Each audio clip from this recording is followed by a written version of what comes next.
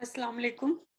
अभी जो हमने टॉपिक डिस्कस करना है it's known as role of health psychologist, यानी कि सेहत के जो माहिरीन हैं वो क्या अपनी खिदमत सर अंजाम देते हैं।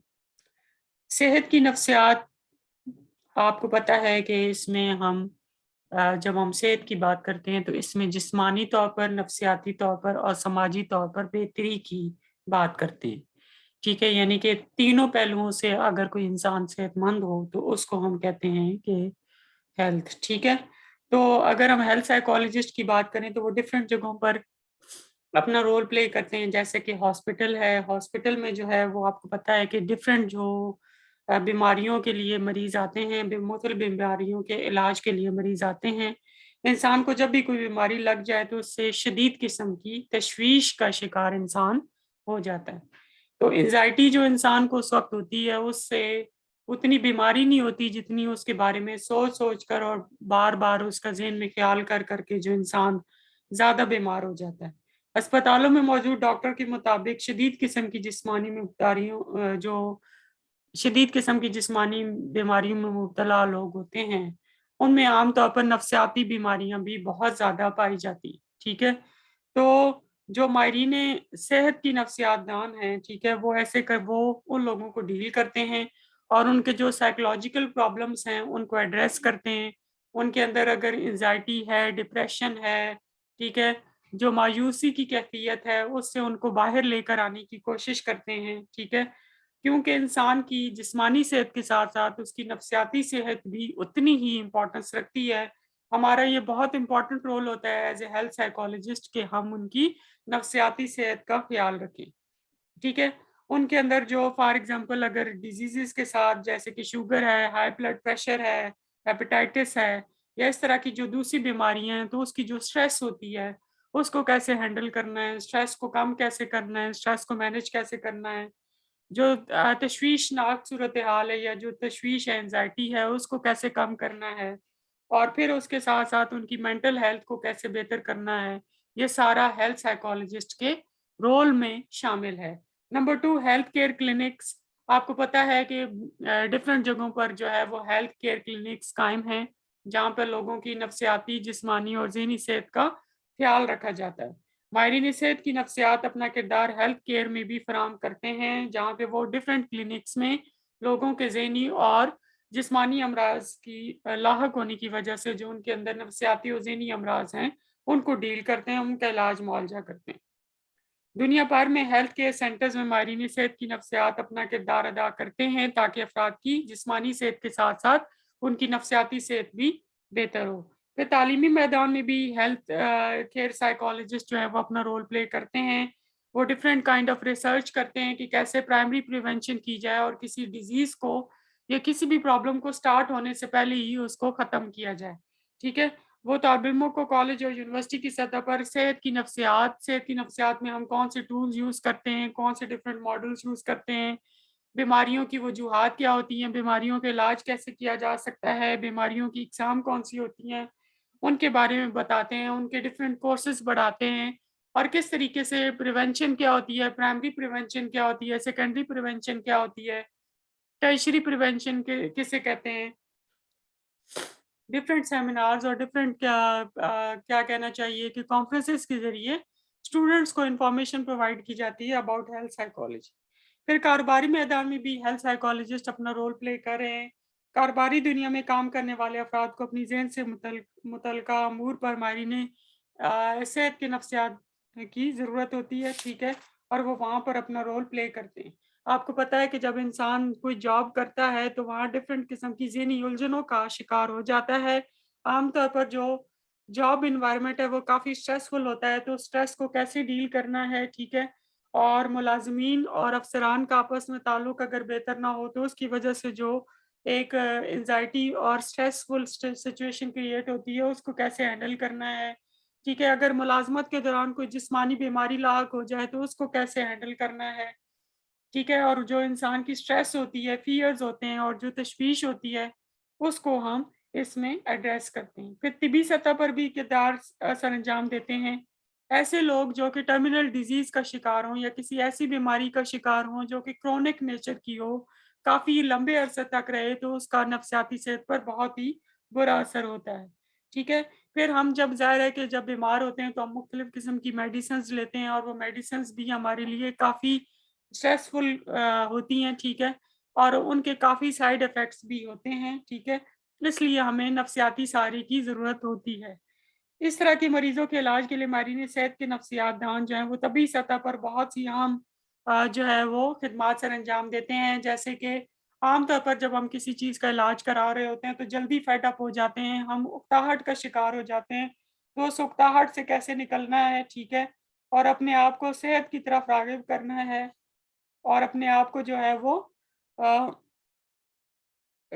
कोशिश करनी है कि हम अपनी सेहत के बारे में जो उसकी प्रिवेंशन टेक्निक्स हैं उनके ऊपर काम करें, ठीक है? जिन चीज़ों से इज्तनाब करने को कहा गया है उनसे इज्तनाब करें और जो मर्ज़ के बारे में या बीमारी के बारे में जो कहट है और उसका तवील अरसे तक जारी रहना है और ऊपर से फिर मेडिसिन्स भी लेनी है। फिर आप बहुत सारे काम हैं जो आप करना चाहते हैं, जो आप नहीं कर सकते बीमारी की वजह से, तो उसकी वजह से आप मुख्तलिफ़ किस्म के ज़हनी दबाव का शिकार हो जाते हैं।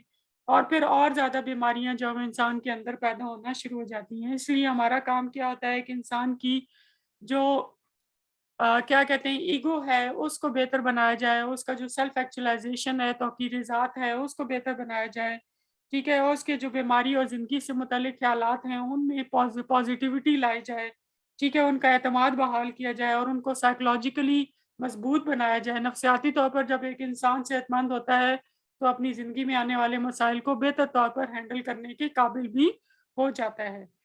ठीक है, फिर रिसर्च में बहुत ज़्यादा रोल है हेल्थ साइकोलॉजिस्ट का, सेहत की नफ्सियात जो है वो रिसर्च में अपना बहुत इम्पोर्टेंट रोल प्ले करती है कि सेहत के मसाइल क्या हैं, ठीक है?